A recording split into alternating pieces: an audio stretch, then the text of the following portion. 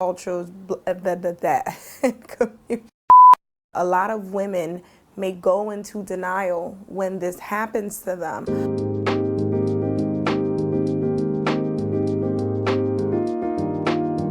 Hello, Queen Mothers. It's your girl, Kismet. How are you all doing?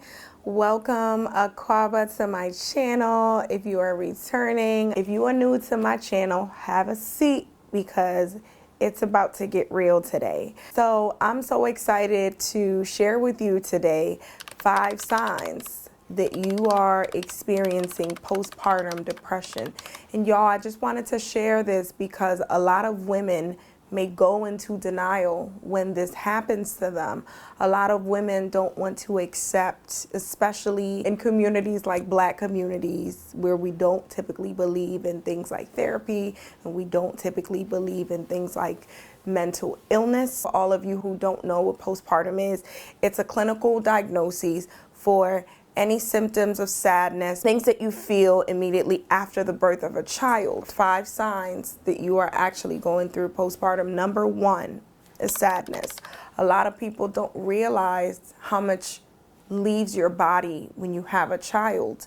And scientifically, it's been proven that in addition to losing nutrients and everything the baby was feeding from, you lose a lot of emotional, spiritual, everything leaves your body in that moment when baby comes into this world. It's a beautiful thing. A lot of moms like the joy of being a mother, but they don't realize what actually happens to our bodies. It's okay sometimes for you to acknowledge that you yourself need to also be taken care of.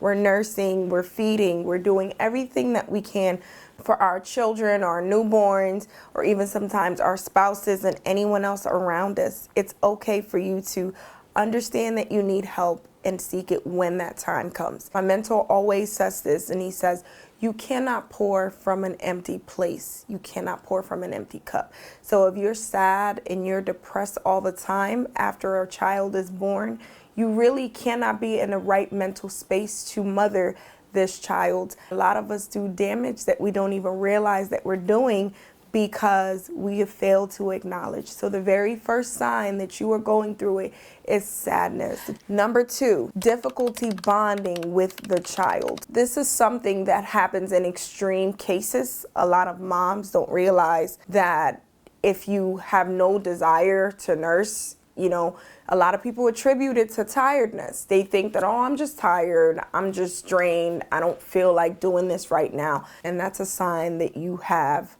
or may have postpartum depression and that it's time to get help. Change in sleep patterns. Now, a lot of things come with motherhood, and I get it. Trust me, I get it. The sleepless nights, but some women actually experience extreme lack of sleep. They're up all hours of the night. It's almost like episodes of manic where they're always up. They don't really know how to shut it off, stressed out all the time. It really introduces a lot of irritability. So you're yelling at the baby, or you're yelling at people around you, or you're angry all the time. Every little thing just sets you off. You're going from 0 to 100. This is a sign that you are going through postpartum depression. And number 4 sign that you're suffering from postpartum depression, loss of interest in any pleasurable activity that you wanted to do. Y'all, and a lot of women talk about after baby comes, sex is off the table. And this is typically a sign that if you enjoyed sex, let me put it that way, before you had a baby, and now it's completely off, a lot of people will say, oh no, baby came, my body has changed. But no, it's really an indication that you are suffering from postpartum depression because it takes away the joy that you had. It takes away anything, pleasurable activities that you like to enjoy. And I don't want people to say, oh, there's only one on this list that I'm, so then automatically I have postpartum depression. Doesn't always work that way. If you check off any of the 5 different signs, then chances are you have a higher chance. But it's your body, it's your mind. Give yourself everything that you need to have a fighting chance at life. The last and final thing I want to share with you today, things that you should keep an eye out for.